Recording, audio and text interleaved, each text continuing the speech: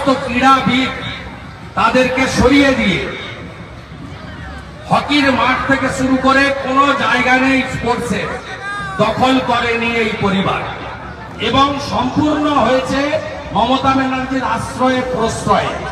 মমতা ব্যানার্জি কার্তিক ব্যানার্জির স্ত্রীকে কাউন্সিলর করে তাকে রাজনৈতিক স্বীকৃতি দিয়েছে। ভাইয়ের সঙ্গে চুক্তি ছিল 21 সালে যে তোকে আমি এমপি করব, এবং ভাইকে এমপি টিকিট দেয়নি, অর্থাৎ ভাগবাটোয়ারা একটু কম পড়েছে, তাই এসব কথা বলেছে।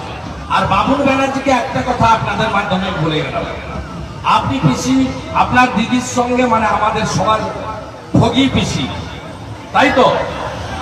এখন দিদি নেই কিন্তু পিসি। দিদি যখন ছিল আমি ছিলাম, এখন পিসি।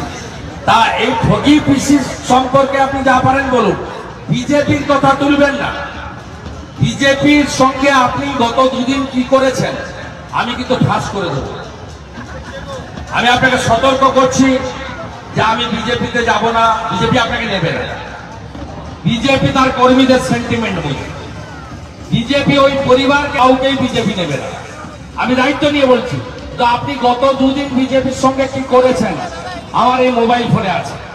আপনি আরেকবার যদি বিজেপির নাম বলেন, আগামীকাল এমন হাঁটাহাড়ি ভাঙবো আপনি কিন্তু পরের দিন আর মুখ দেখাতে পারবেন।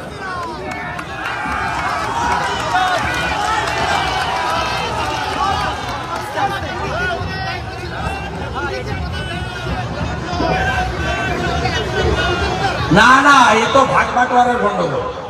আর যখন নৌকা ফুটা হয় জল ওঠে না, কেউ বাঁচাতে পারবে না, কেউ বাঁচাতে পারবে না।